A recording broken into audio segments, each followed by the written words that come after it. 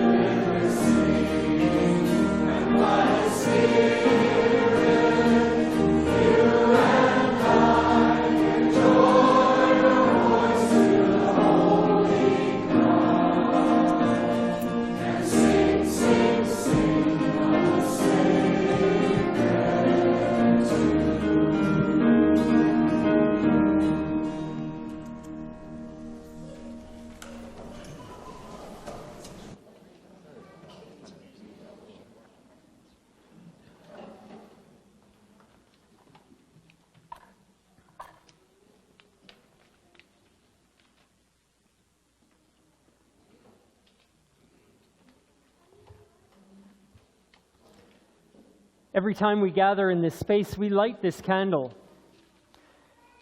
so that it might burn among us, at our center, so that we are reminded that when the candle burns, it burns in all of us. When the light shines, it shines in each of us. For us to remember those things that burn with integrity and brightness in our hearts and in our actions. Those things we could not live without. Those things we're reminded of every time we glance at a banner of values. Those things that we speak about each day, the love in our lives, the value of community, the work of justice and peace, of kindness and compassion. So as we light this candle again this morning, may we remember that it burns in each of us, this desire to be the people of light, to be people of value, to be people that make a difference.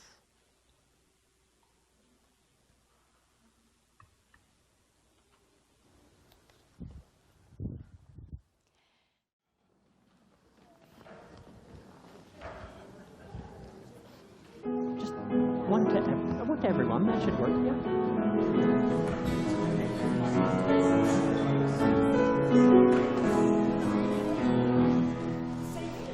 All I really need is a song.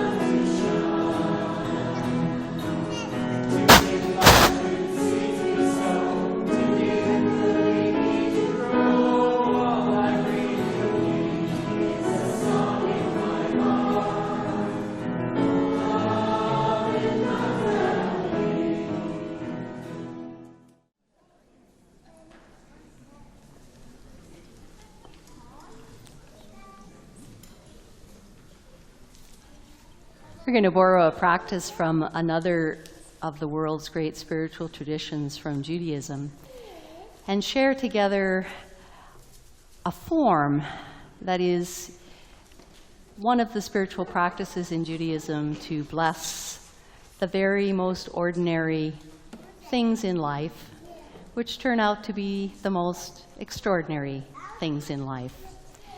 I'm going to invite us to do this reading together by inviting those of you that are seated this way from the center aisle to read the text that you find in the italics, and those of you seated on my right who are on this side of the circle to read the text that you see in the bold.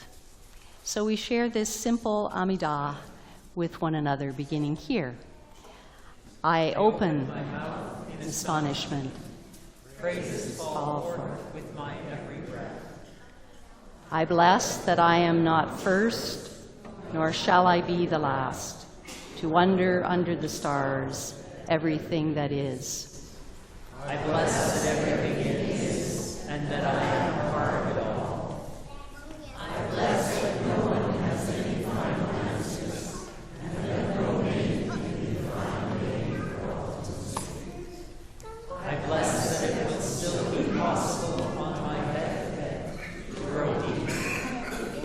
I bless that only the beautiful work of forgiveness allows for any real joy in this life. I bless that what is fractured still dares to dream of wholeness. I bless that there is not a door around me that is not proud. I bless that distance can usually give way to peace. I bless that justice is only just if it transforms me as well as the world outside. I bless that the good are not those who strive to do good, but those who allow their hearts to be vulnerable to the inherent dignity of others. I bless that peace can never be declared impossible, even in the Middle East. I bless that ruined cities and ruined lives can often be rebuilt. I bless that prayers like this are not illusion and retreat, but invitations to bless, question, and praise as often as possible. I bless that there is no place in the whole universe that is not as sacred as any time. I bless that I'm breathing and good and thinking. I bless the peace that takes nourishment at the breast of justice. I bless that both singing and silence are possible. In the words of this poet,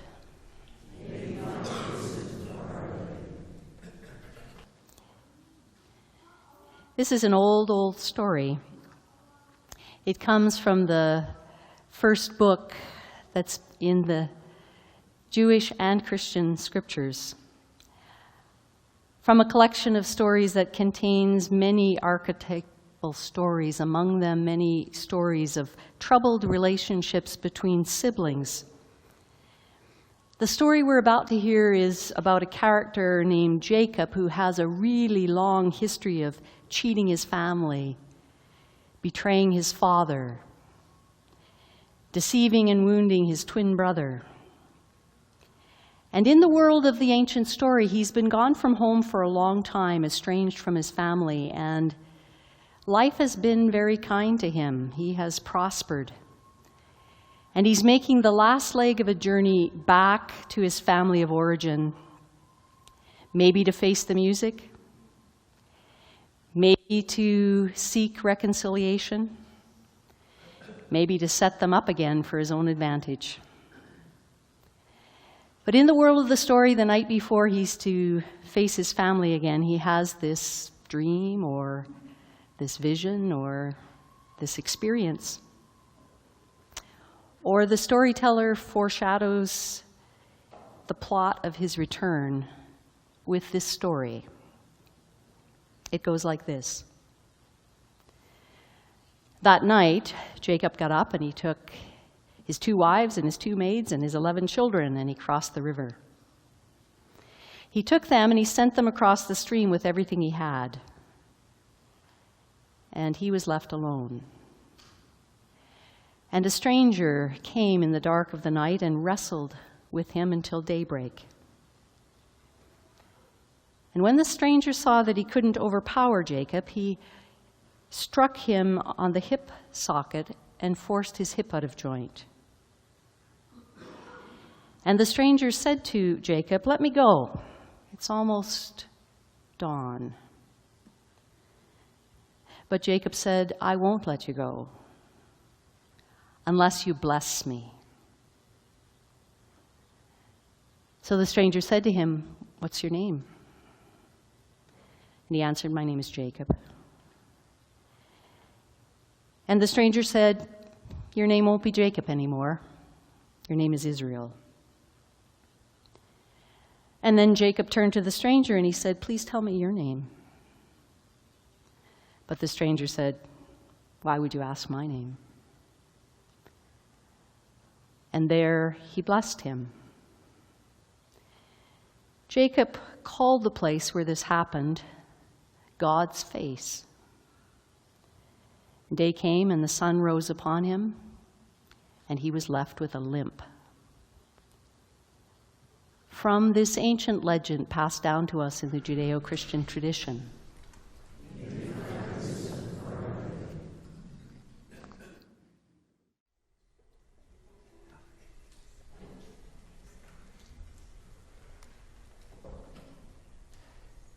We often share a lot of words in this room with each other, words that are meaningful perhaps, but also they are just words until we do something with them. This song that we're going to sing, we've sung a number of times before, but it's a song written that might inspire us to move from the words and the values we simply speak to those that we might live and act in our lives. Let's sing it together.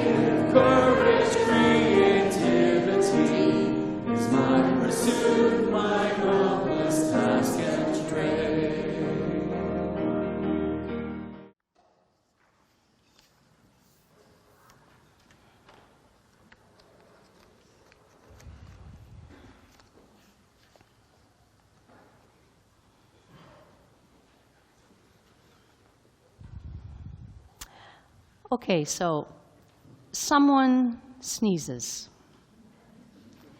And we can't help ourselves. What do we say? We even say it to a complete stranger when they sneeze. Bless you. We haven't even said hello, but we say, bless you. So, how is it that we so easily give our blessing to a sneeze, and yet, when did we last bless the tree that stands in our yard with such strength and beauty, giving us shade from the heat and co-conspiring with us in the great carbon dioxide-oxygen exchange on which our life depends? And when did we last bless the sun for its gift of warmth and its capacity to lift our spirits with its brightness? And when did we last bless the soil that opens to feed us? When did we last bless the plants and the animals that have given their lives to satisfy our hunger? Actually, when did we last bless gravity for keeping us upright? When did we last bless the air in our lungs for giving us just another moment of being here? When did we last bless the child that made us laugh? Or the stranger that offered us a simple kindness? Or the loved one who graces every day of our lives with companionship and sacrifice? How is it that we can bless a sneeze with such ease and neglect to bless all the elements and creatures and tiny graces that touch our lives every day? Some years ago, someone very important in my life received a letter from her father. He was in the final months of his life, and he used his very limited energy to write a careful and thoughtful letter to each of his children and to his wife. And in those letters, he spoke of his love for each of them, and he offered his wisdom and advice about their futures. He forgave a loan to one of his children.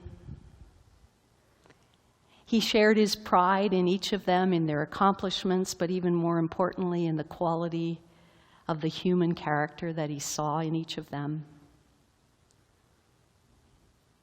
He blessed a relationship he had previously refused to accept.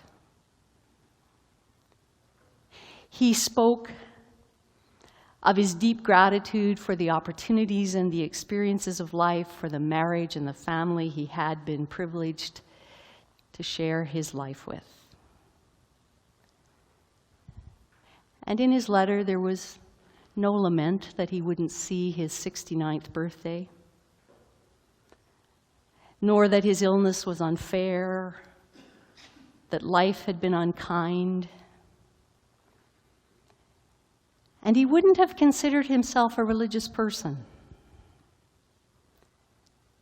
But it seems to me what he was doing in writing these letters was a deeply spiritual practice.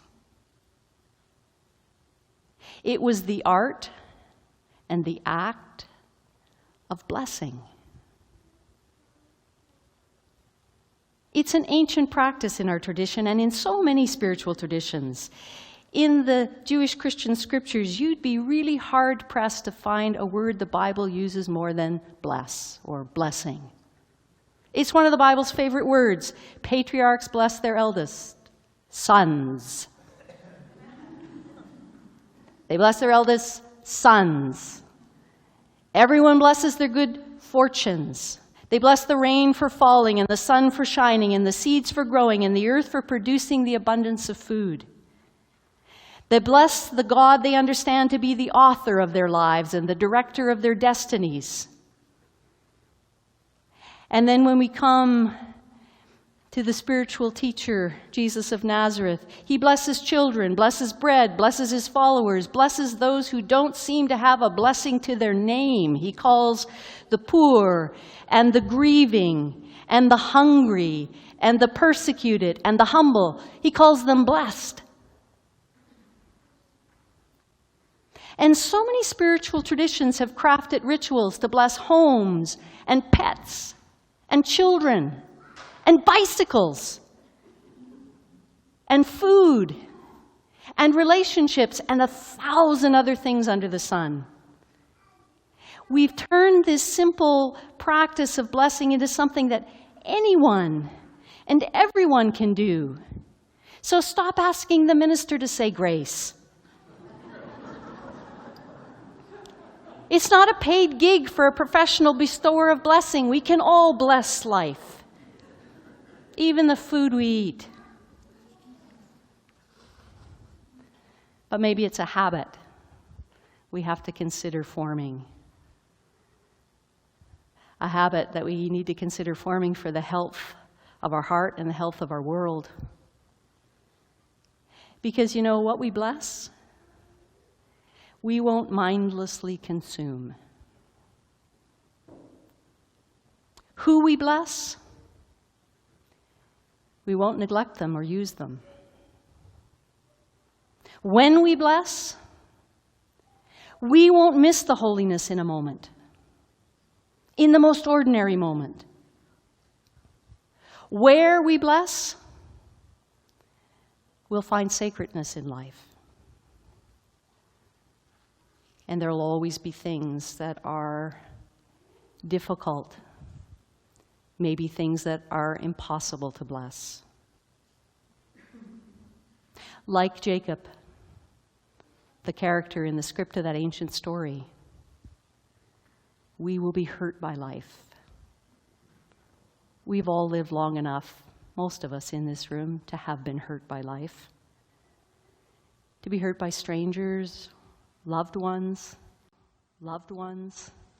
by faces we recognize and ones we don't. We'll be hurt by our struggles. We'll be wounded by our experiences. We'll be challenged, as the characters in that ancient story were challenged, to bless those we've wounded and to be blessed by our wounds and by our assailants. Now, the story says they did it in the kind of way that makes it sound so automatic and so effortless, in the succinct way that stories make it sound as simple as, oh, well, Jacob asked for the stranger's blessing, and whoop, they had a little conversation, that was it. Blessing given, blessing received, as though neither of them had given a second thought. Stories compress the realities of life into an economy of words that we're deceived by the simplicity that isn't really there. Isn't the wisdom of that story that perhaps our hurts and our wounds are those something of value, something we can bless? Isn't the wisdom of that story that the unwelcome and unbidden things in our lives do challenge us to find any sacredness in them or to imbue them with any sense of holiness? But I hear something in this story and something in life that there's perhaps a possibility, maybe a choice, to bless or to curse. Maybe it took Jacob a whole lot of hindsight, not only to receive the blessing of this stranger, but to give this one who had wounded him his blessing. Maybe it took time and insight for Jacob to release his hold on the hurt and his blessing to something that had altered his future, something he would limp with for the rest of his life. Or maybe he lived long enough to know that what happens when we withhold our blessing, we can live inside the curse of regret and a world of what-ifs. It's really easy to do what we've done this morning, to give our blessing to children, to young families, to those newly in the world, to give them our hope and our trust, to give them our joy and the wisdom of our experience. It's easy to give our blessing to love and to goodness and to kindness. But how do we bless the most difficult things in our lives? And what do we do with the painful things in the world? Do we bless cruelty? Do we bless disrespect or hate or intolerance or so many of the things that characterize this time in which we're living? Or do we bless the mess that we're in by refusing to give it our hearts? Do we bless this time by giving our attention, respect, to the places where we find justice, the places where we seek respect, the places where passion thrives, the places of balance, and so on?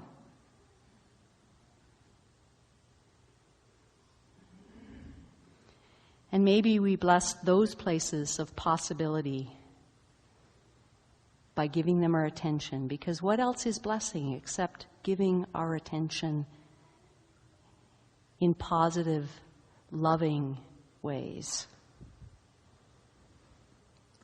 Maybe we bless the ones who are doing their very best to infuse kindness and truth and goodness and respect and honor against a tide of cruelty and lies and hate and dishonor. Maybe we plant trees and we sow seeds to bless those who will come after us. Maybe we plant fruit that we won't eat, but surely it will feed the next generation. That's our hope. To do anything and everything to honor what is life-giving, what builds the soil of goodness, what nurtures soul, what blesses life for generations to come. It takes a lifetime to train our hearts to bless the joys and the pains, the challenges, the welcome and unwelcome, the obvious and hidden inventory on which our lives depend.